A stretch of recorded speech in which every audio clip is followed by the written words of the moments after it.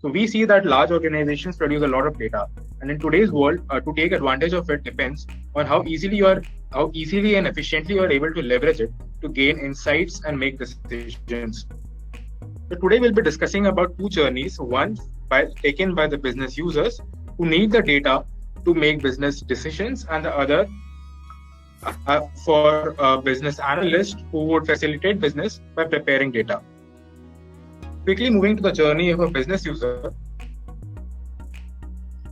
So a business user would land on the catalog section of the Qlik catalog, which is this page. Here they can find different data assets or the data entities available on the organizations. Now, if let us assume that the business user is interested in a patient related data, so they'll simply type in the data, the code word or the patient name on the search box, and the related data assets will pop up on the basis of tags and names. Now, these data tiles represent the data assets pertaining to patients. Now, each data tile shows you the name, the source, the entity label, the row count, the fields, the last load data, and also KPIs in the form of operational, quality, and popularity. To further dive in and to pick our data, the data need, we can view the entity. By clicking here, we'll see a list of source names, connection types, source connections. Also, on the right-hand side, you have the KPI scoring details, which tells about the operational KPIs, which depends on the recency of data load. The quality KPI, which tells about the quality of data, if it is good, bad, or ugly. Now, if the data is ugly, we can switch on and move to a different data asset. Also, the popularity KPI is visible over here, which indicates, which is based on the number of tags, comments, and also the jobs that are published using this data entity. Apart from that, the user can also view the sample data, which tells them about the fields and the type of data available in that particular data entity. The user can download it in CSV or XLS format to see how it looks on the Excel and perform some analysis on top of it. Also, the data lineage can be visible, so it tells the complete life cycle of the data, from where it has been sourced, or what all transformations it has been done on it, and also the applications where this data asset has been used. Now, if the user is satisfied with this much information, they can quickly add it to the cart and drive off. If not, they can find the statistical data available for the against every field name, and you can have the minimum value, maximum value, number of nulls, cardinality, etc. against the data. Also, we have a properties section wherein the user can see the metadata, and the related entities section, which suggests the probable linkages that this data asset may have with other data. This basically shows the related data entities automatically. So now, for example, if I'm looking for patient name, so a related data asset of insurance or data policy, patient policies will pop up, so as to ease my search on the data part. Now, if I'm not satisfied, if the user is not satisfied, they can go back and search for a different tile, just as the shopping experience that we face on any e-commerce website today. Now, let us assume that the user is satisfied with the patient OP and they want to take this data asset. They can simply add it to the cart and take action. Now, by means of action, you can either publish it, you can explore the data further, prepare it, transform it according to your needs, or quickly publish it to ClickSense. Now, this catalog facilitates searchability, ensures the ease of access, and also provides authentic data to you. This one-touch button can also be configured if you have a different BI tools. For example, we have ClickSense integrated with our data catalyst, but if your organization uses some different BI tools, be it Tableau or Power BI, this one-touch button can be configured for the same. Now we are loading our data into the ClickSense application.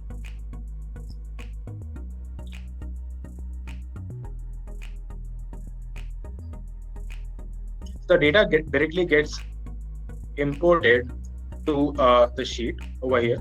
We can quickly move to insights, generate insights using the powerful Qlik engines.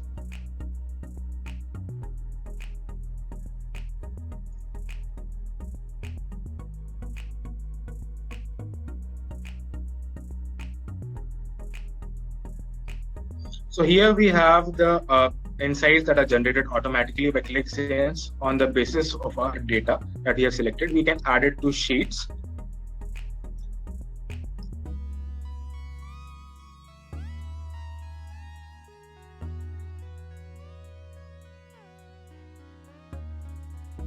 Now this is just a one touch move. Now the sheets have been added. We can have a look on the sheet. So here our dashboard is. We can quickly prepare a dashboard, edit it, and we are good to go. So this commences the journey of a business user who has made use of the data available and generated insights. Now moving on to a different journey of a business analyst who would want to facilitate business by providing and making data. So a business analyst will be interested in performing the ETL processes as well, because they'll be importing data right from the source, preparing it, and then publishing it. So these ETL processes are also very easily available on the Qlik Catalog platform. The business analyst will have to simply move to the source, add data,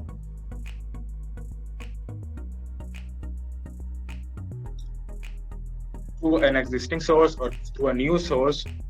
They can choose the connection to whatever they are authorized to. They can add the name. The entity label over here is a crucial part in the catalog. You can select entities. It can be either managed, wherein the whole data is available in the Qlik catalog system, or it can be registered, where you have a sample data and the metadata with full profiling and complete validation available, and as addressed, which only stores the metadata. So as for the users to understand the structure through it. So this does in registered and addressed entity labels, the data is not stored in the catalog system. So thus not overloading your catalog. Also, you have the group sections over here, which assigns the user base, which can access this particular data. This is sort of security feature to create a wall. Now, if finance guys cannot access the data made available only for the marketing people. So this is how you import your data on the catalog. Once this is done, you can prepare it by easy drag and drop features. You can quickly select the number of tables and the data sets that you want to combine together.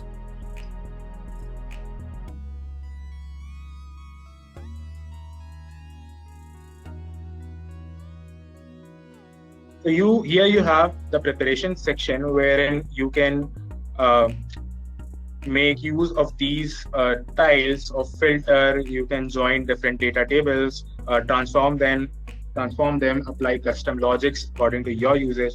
Also, the catalog provides a recommendation section over here, which enables the non-tech savvy users like me in the form of design tips and performance tips that I can use to modify my data. So here we have some design tips that are automatically generated by the smart catalog engine. You have the performance tips, etc. over here. So now once this piece is done, you have prepared your data in the form of a final table. You have it over here. After applying these connections, you can simply publish it.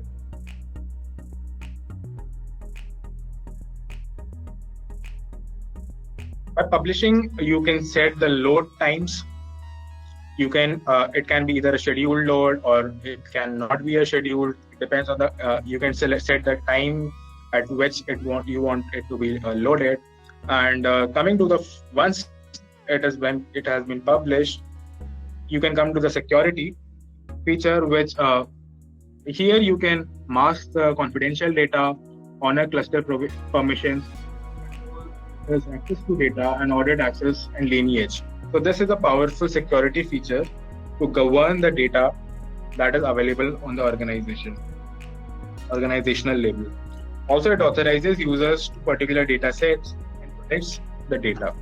Once this is done, the data is available in the catalog, and the business analyst can simply add the data and drive off. With this, we complete the journey of a business analyst